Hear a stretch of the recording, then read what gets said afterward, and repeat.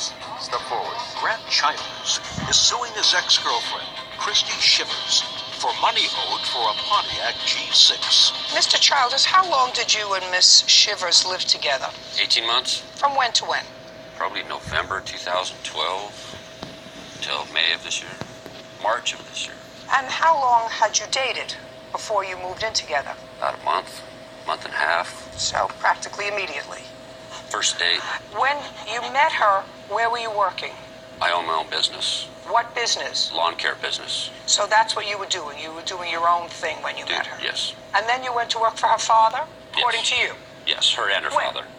When? I believe it was in December. And what kind of work were you doing for the defendant and her father? Dismantling cars and hauling scrap for them. So totally different business from your lawn care business? Yes, totally different business.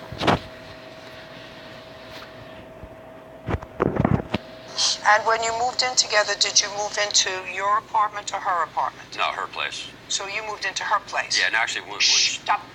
I'm just painting a picture for myself so I understand.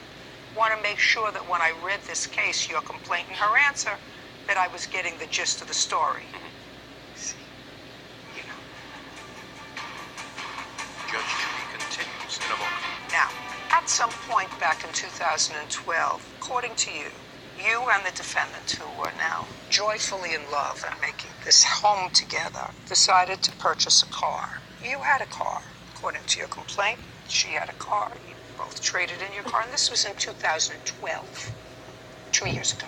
You traded in a car for a presumably better car, and then you broke up in March of 2014. It was not an amicable breakup. I gather the car is titled in your name? Both of ours. In both your names. Great. So now you broke up, it's not an amicable breakup, and you want her to give you half of the payments that were made for the car for the 2 years that you had it as a couple, and half the down payment. There's 11 months of payments. 11 months of payments. That's not happening. But I'm going to tell you what I suggest that you do. I suggest you sell the car. She'll give you half whatever she gets for the car. That's my mode of transportation, and there was I no don't agreement. care.